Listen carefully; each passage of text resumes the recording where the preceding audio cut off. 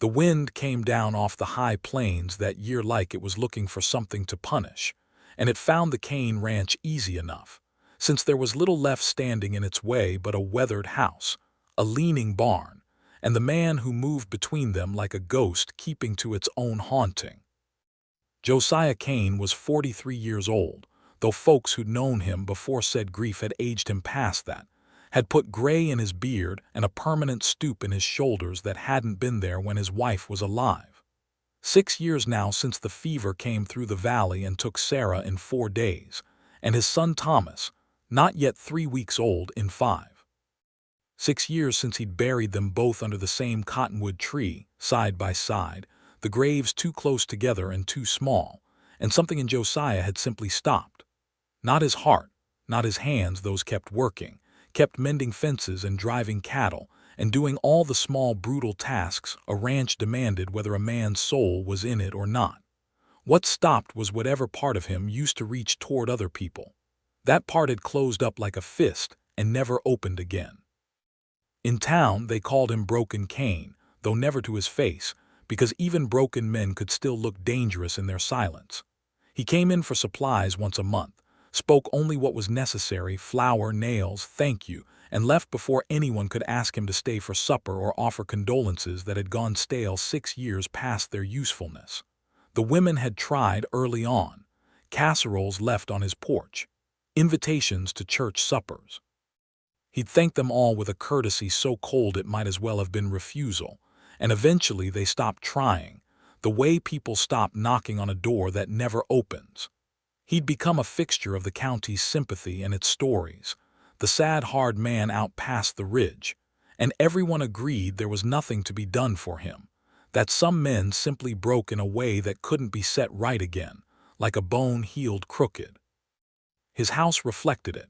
2 empty rooms he never entered, the bedroom that had been Sarah's and his, where he slept now on a cot in the front room instead, and the small room meant for Thomas, its unfinished cradle still standing in the barn where he'd been building it when the fever came, because he could never bring himself to either finish it or burn it. The room sat cold and shut, gathering dust, gathering years. That evening, the sky over the ridge had gone the color of a healing bruise, and the wind carried a bite that spoke of worse to come. Josiah stood on his porch, watching the first snow needle sideways across the yard, some old rancher's instinct telling him this storm meant business. He was turning to go back inside when he saw it, a shape, small and staggering, moving through the whitening dark toward his gate. The shape resolved itself as it came closer, the way nightmares sometimes do, into something merely sad instead of terrible. A woman, bent against the wind, dragging a small trunk through snow that had already swallowed her skirts to the knee. Josiah's first instinct, honed by 6 years of practice, was to retreat inside and let the storm sort out what it would. He'd stopped being the kind of man who ran toward trouble a long time ago. But she stumbled at his gate and didn't get up right away, and some old reflex older than his grief moved his feet before his mind agreed to it. Her name was Eleanor Voss, he'd learned, though she didn't offer it easily, and everything about her, even half frozen, even swaying on legs that had carried her 3 miles through a whiteout, carried the particular dignity of someone unwilling to be pitied.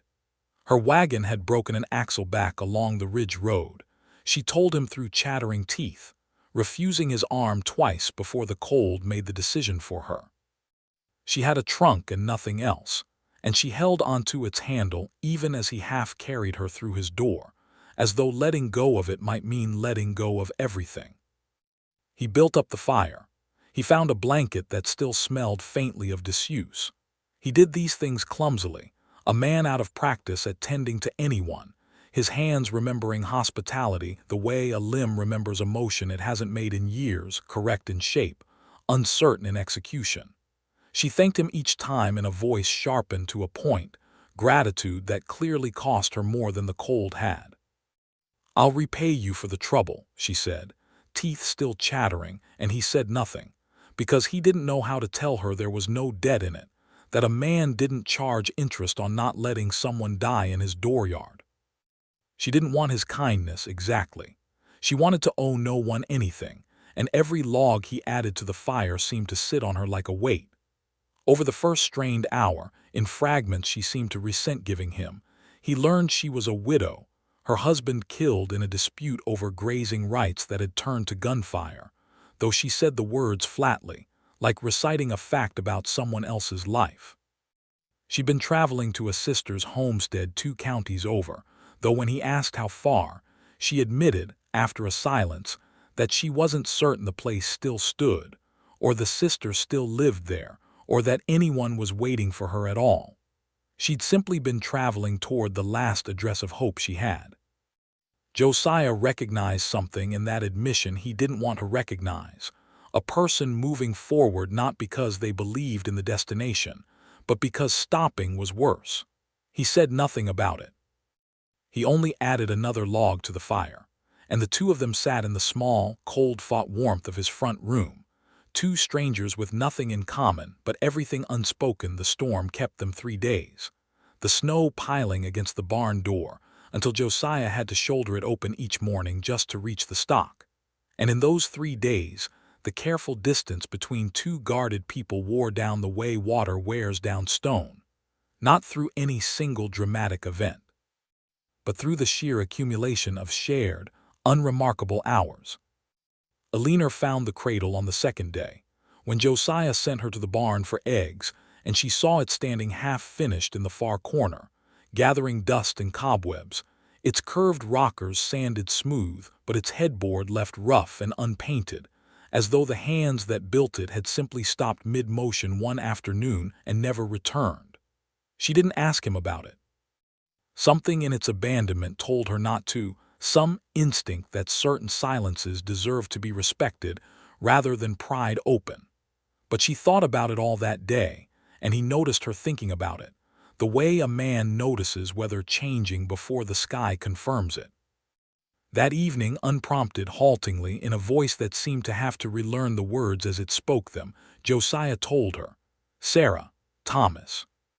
The fever that took a wife in 4 days and a son in 5, the cottonwood tree, the cradle he'd been building for a child who never slept in it and never would.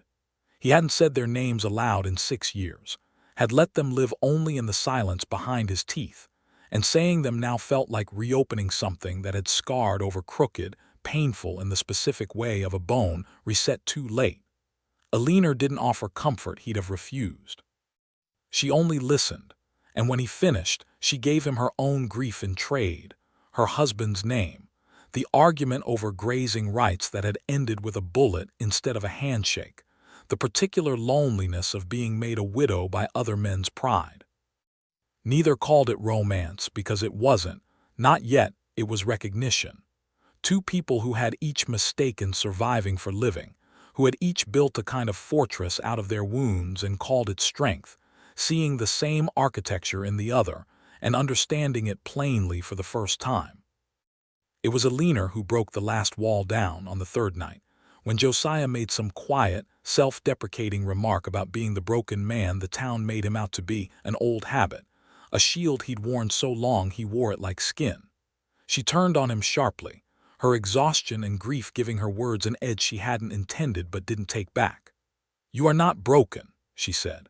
"Broken is what people call a man so they don't have to look closely enough to see he's only grieving. There's a difference, Josiah Kane, and you've been hiding inside the wrong word for 6 years." He said nothing for a long moment, staring at the fire, and something in his face, some old locked door, shifted very slightly on its hinges. The storm broke on the 4th morning, the way storms do when they've finished saying what they came to say, all at once, the wind dying to stillness, the sky scrubbed to a hard, bright blue, the world outside buried in snow so clean it looked new-made. With the practical world rushing back in, so did its practical questions. Alina's wagon still sat broken-axled 3 miles off. Her sister's homestead, real or imagined, still waited somewhere past the county line. She had every reason to gather her trunk, thank him formally for his hospitality, and let the last 3 days become a story she told no one, a strange interlude between one uncertain life and the next. Josiah, for his part, had 6 years of practice at returning to silence. He knew how to let a door close. He knew how to watch someone go and simply keep working, keep breathing, keep surviving in the particular gray way he'd perfected since the cottonwood tree. It would have been easier, certainly, than what he did instead. He found her at the gate that afternoon, her trunk packed, her coat buttoned against a cold that had lost its violence but not its bite, and the scene folded back on itself like a page turning to its own beginning, the same gate, the same two people, but nothing else the same at all. He'd rehearsed nothing. That was perhaps the truest part of it. A man who'd spent 6 years choosing his words like a miser spending his last coin simply opened his mouth and let something honest fall out. He asked her to stay, not out of pity for her circumstances, not out of the loneliness that had calcified in him for 6 years, though both were true and both were there, but because for the first time since the fever, he had remembered what it felt like to want something for its own sake, rather than merely to endure the wanting of nothing at all. Eleanor didn't answer quickly, because she was not a woman who mistook rescue for love, and she needed him to know the difference mattered to her. But she looked at him a long moment, at the man the town had given up on, who had just handed her the most fragile thing he owned, which was hope, and she set her trunk back down in the snow. In town, the story changed slowly, the way stories about a person only change when the person themselves gives them reason to. Broken Kane came to town that spring with a woman at his side, introduced simply as his wife, and something in his bearing had straightened that folks couldn't quite account for, though they tried, in the gossiping way of small towns, to piece together a rumor that came reasonably close to true. Out at the ranch, the cradle in the barn got finished at last, sanded, painted, carried in from the cold to stand ready in a room that had sat empty 6 years, not for the son who never came, but for the ordinary future, uncertain and worth building anyway. The quiet that settled over the Kane ranch after that was not the old quiet, the empty one. It was only peace, hard-earned, and it stayed.